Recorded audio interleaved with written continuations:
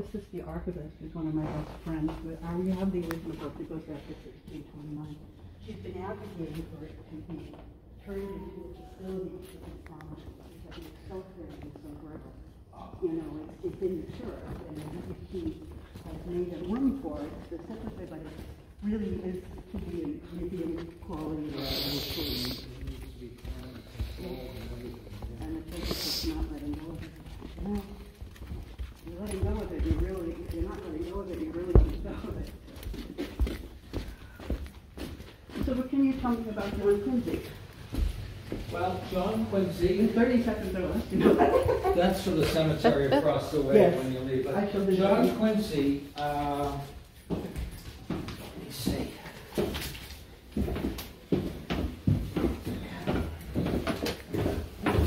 I've been studying poetry now for about 2 years. And it's called The Wants of Man? The Wants of Man. And it's really, this was the original. Oh, this is a copy of the original. Wow. Ours goes up about high. And the poor minister is always walking down because he's a kind of, I want to see the whites of your eyes type of a guy, you know. He does his children's moments down on the floor and everything, but it's just so high. I'm like, this is... And pretty. John Quincy Adams' son was Charles Francis Adams.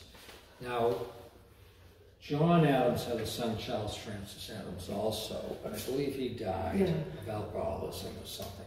But if you get a chance to read the biography of John Quincy Adams, written by David McCullough, they also made that into a miniseries on HBO. Did they really? Which I did not see.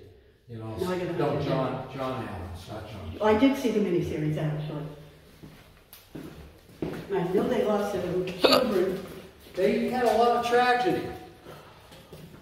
But just watch your heads going. You know, we have one of these, but it leads to the boiler. I'm going in. I don't know about you guys. Whoa. No, they didn't. Here's John Adams.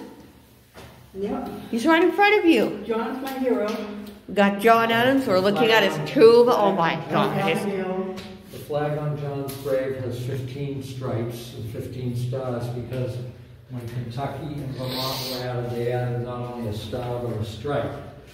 It's the only time in history they did that with the flag because they returned to 13 stripes. Oh, wow. So at the time of his death, it had the 15? Yeah, that's the only flag. Imagine how big it'd be now, huh?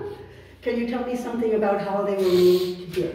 All I know is that when the church was built, John Quincy Adams purchased the 14 by 14 space and built this crypt as the church. So he's always been in this crypt? I remember this run, of course, 50 years ago. They were moved from across the cemetery here. And then later on, when John Quincy and Louisa Catherine had passed away, they were over there also. Their son, Charles Francis, saw to it that he bought the second crypt, and the second space, and built this crypt. And have them brought over. Could you do me a favor? That's cool. Take a picture of each of the... I would.